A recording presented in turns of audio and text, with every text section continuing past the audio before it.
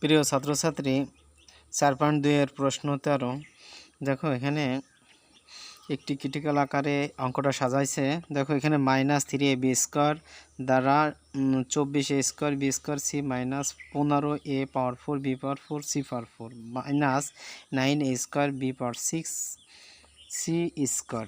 দেখো এখানে আছে আমাদের ভাজকের প্রথম আছে, ভাজ্যতে আছে আমাদের 24 হলো প্লাসের দ্বারা, কিন্তু যে সংখ্যা দ্বারা ভাগ করে সেটা মাইনাস আছে।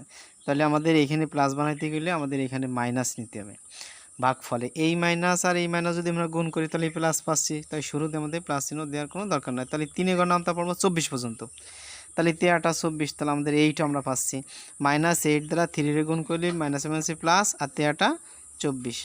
দেখো এই 3 × 24 এখানে আসবে a স্কয়ার, আসলে একটাই, তাহলে আমরা একটা এ দ্বারা এর গুণ করলে a স্কয়ার আমাদের হয়ে গেল। এখানে আছে b স্কয়ার, এখানে লাগবে হলো c, এখানে b স্কয়ার এখানে b স্কয়ার, তাহলে সেম আছে। তাহলে যদি সেম থাকে তাহলে আমাদের b স্কয়ারে পুনরায় নেওয়ার কোনো দরকার হচ্ছে না। তাহলে c আছে একটা, আমাদের ভাজকে c নাই, তাহলে আমরা cটা নিব। দেখো যদি c নেই তাহলে b স্কয়ার c বসে যায়। এটা কমপ্লিট আমাদের হয়ে গেল, ঠিক আছে।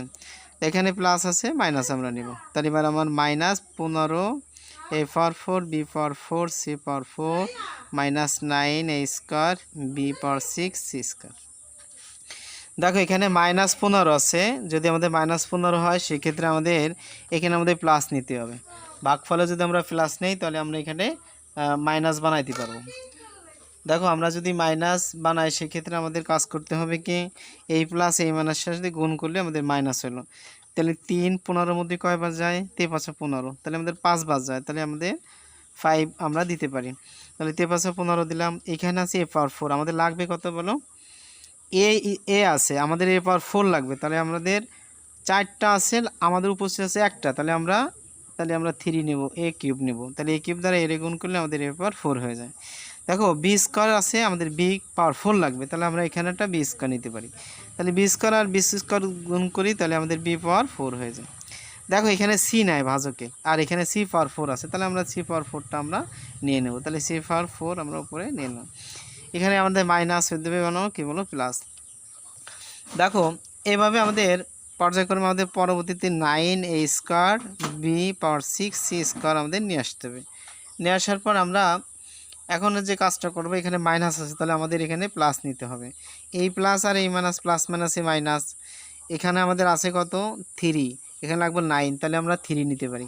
দেখো 3 দ্বারা 3 গুণ করলে 3 অক্ষে 3, সরি 3 3-কে 9, 3 3-কে কত বলো? 9।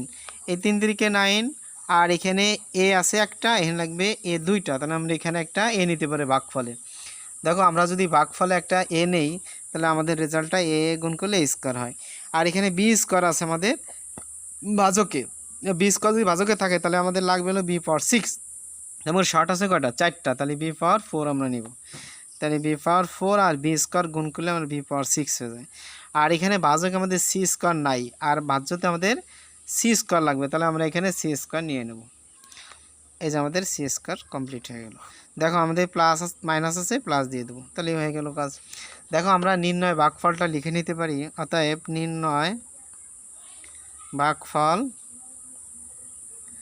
দেখো নির্ণয় ভাগফল -8, একটু খেয়াল করে দেখো, -8 AC plus 5a cube b square c power 4 plus 3a power 3a b power 4 c square.